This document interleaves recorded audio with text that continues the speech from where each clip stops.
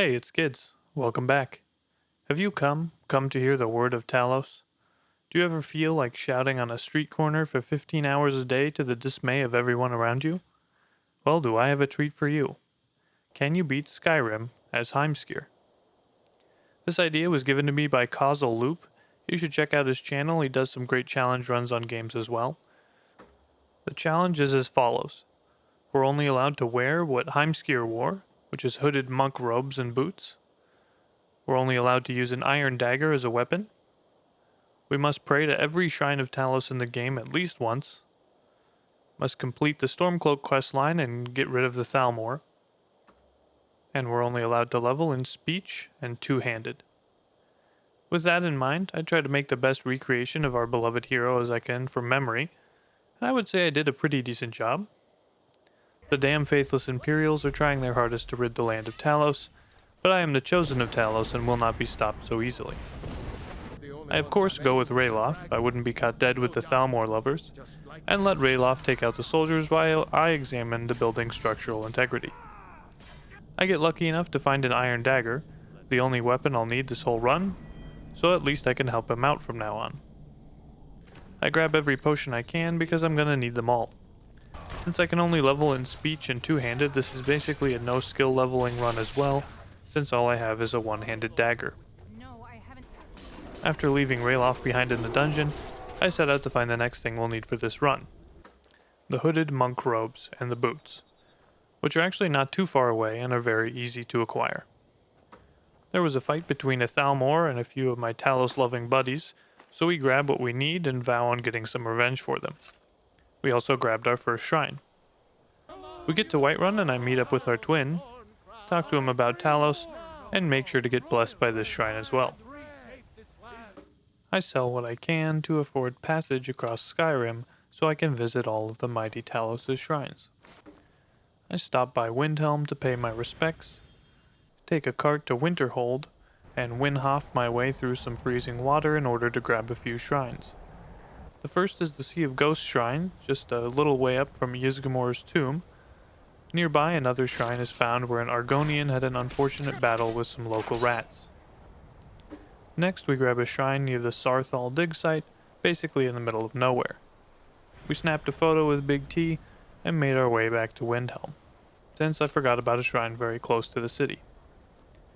After grabbing that shrine, I took a ride to Riften, talked with a local priest, and visited the shrine she takes care of. I stopped by the Waynan Stones, made a quick stop to pay my respects before running as fast as I could away from the ice wraiths that now live there.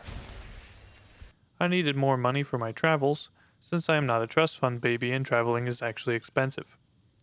Luckily, Belethor doesn't have a habit of asking us where we got the things or why there's blood on it, so we take our newfound money and go to Markarth, the safest city in Skyrim.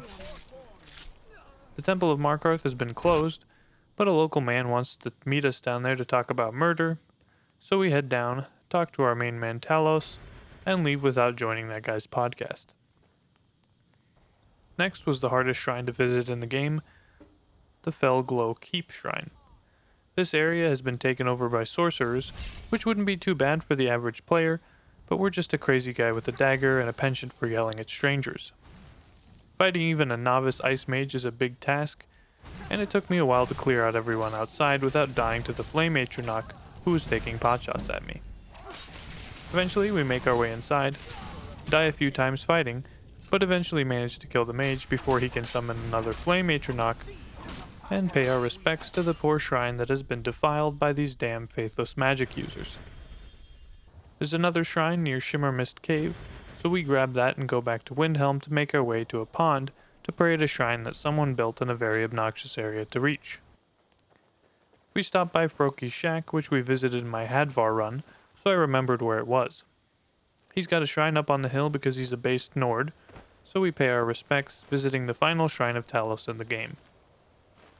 With those tasks out of the way, Heimskr finally feels ready to carry out the will of Talos.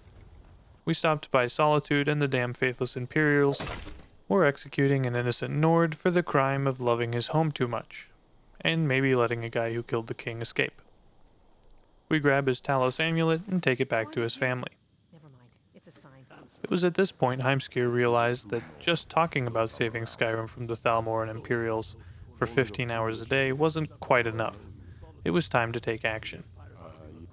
I went to Ulfric immediately and told him I would like to join in ridding Skyrim of the damn faithless Imperials. They told me to go kill an ice wraith because they thought it would probably kill me, which is not very cool of them if you ask me.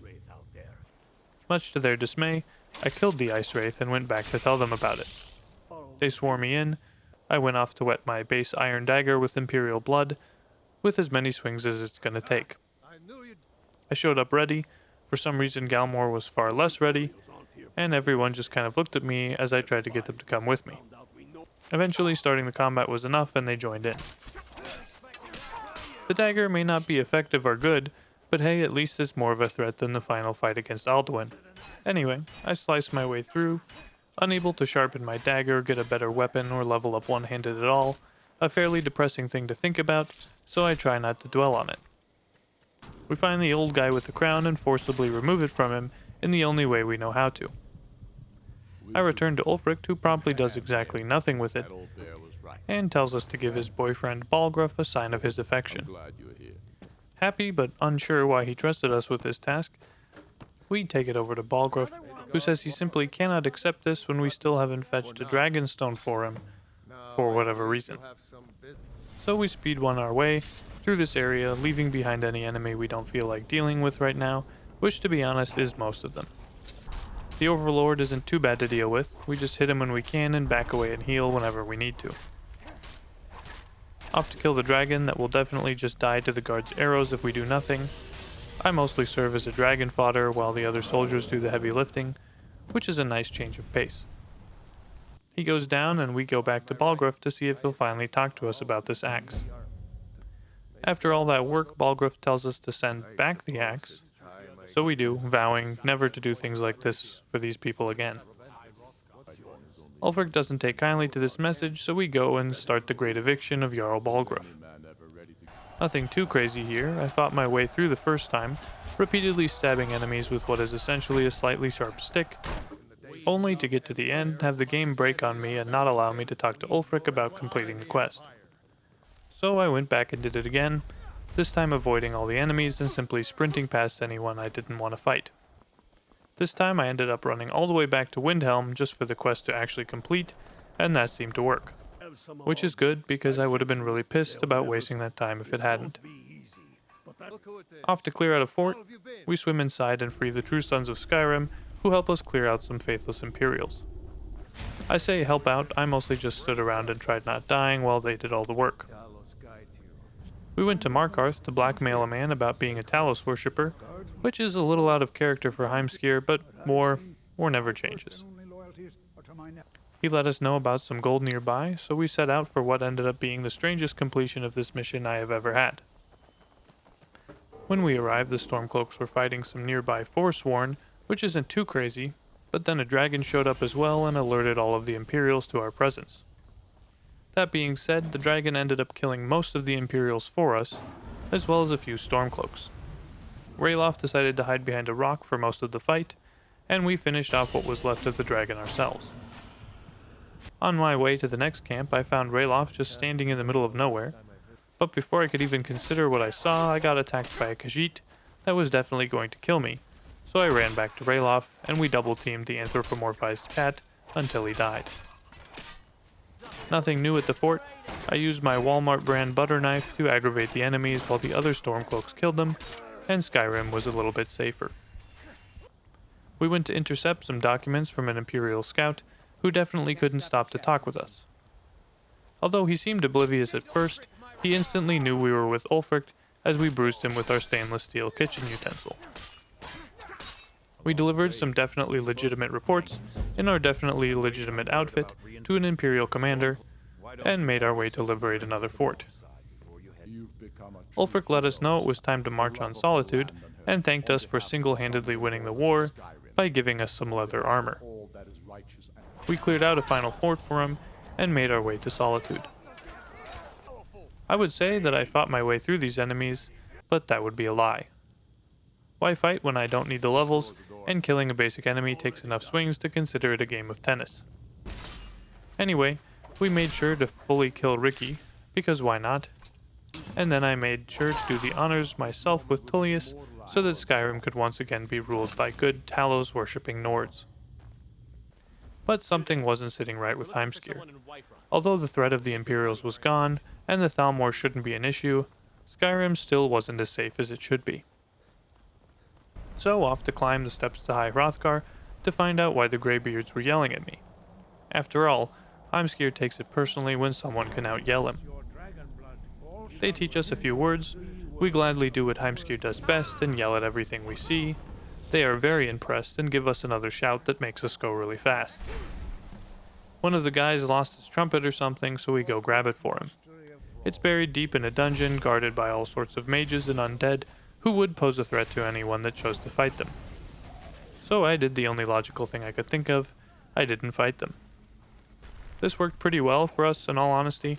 Most of them couldn't keep up with a crazy man in a robe, and I think I spent all of 6 minutes in this whole area before we grabbed the note and left. As always, I try and evade the cultists in Riverwood, mostly just because I think it's funny, and go and talk with Delphine, who makes us pay for a room just to get the horn back, which, come to think of it, is kind of extortion. Another reason we don't like Delphine. Anyway, she invites us to spawn camp a dragon with her, which sounds like fun, so we head over to do that. Unfortunately, the dragons are starting to get stronger, so I'm basically just tickling him with my dagger now. He snacks on us for lunch once, but we get him the next time by stabbing faster than he can down Delphine. So she does have a use after all. She's so impressed she tells us to get naked and party, or something like that. I wasn't really listening. I go and give all my clothes to a man who would definitely never get fingered as a spy. Off to the party, and we sneak out the back, while the drunk reincarnation of General Tullius roasts the host by saying that no one wants to sleep with her. I run past the expert level Thalmor security, but they followed me through the doors and it was an overall bad experience for me. So I tried fighting a few of them inside to thin them out, and that worked a little better. Although it still took me a few tries to get them to split up enough to make that possible. Downstairs, we rescued a prisoner.